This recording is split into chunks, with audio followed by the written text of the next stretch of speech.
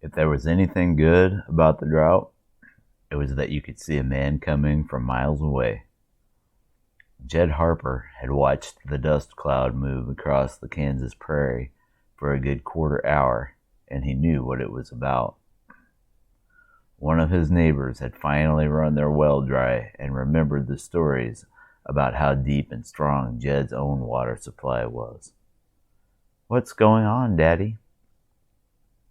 Outside, Frank Harris drew his paint to a stop and swung out of the saddle. Ned pulled his head back behind the window frame, but kept his pistol trained on the visitor. He looked over his shoulder at Grace. The girl stood in the middle of the cabin, clutching her raggedy doll. Fear and innocence smoothed her face. "Don't say a word." Jed held a finger to his lips, then motioned for Grace to move toward the back of the house.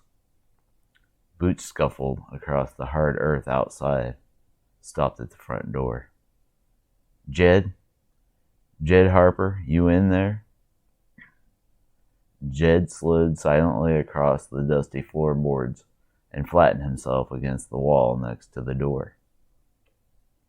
He aimed his gun at the spot where he figured Frank's head was. Jed didn't want to hurt anyone, but desperate times made men do desperate things, and Jed was going to protect his family. "Jed, we lost one of our cows yesterday. We don't have much water over at our place, and I've had to cut back on the livestock's portions just to make sure Martha and the kids get theirs." Here it came. Frank was going to ask for water, and when Jed refused, there would be a scuffle. Truth was, even the deepest wells were choking, and Jed feared for his own family's well-being. "Well, anyways," Frank said after a pause, "weren't a whole lot of meat on the poor animal, but we were able to salvage some flanks and the round." Something thudded on the porch, and Jed thought Frank was fixing to bust through the door. Jed pulled the hammer back on his revolver and set himself ready to fire. But then, boots scuffling across the dirt again, heading away from the little farmhouse this time. And then the sound of hooves beating against the hard earth. Jed chanced a glance out the window, and he could see Frank Harris riding off the way he'd come.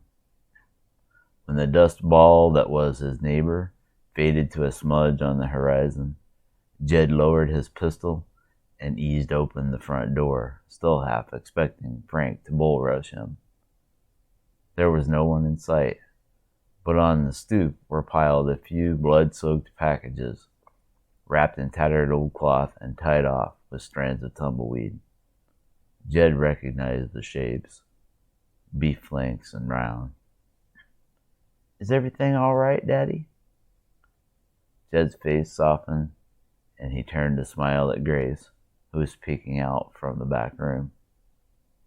"Everything's fine, sweetheart," he said, a mixture of guilt and gratitude washing over him.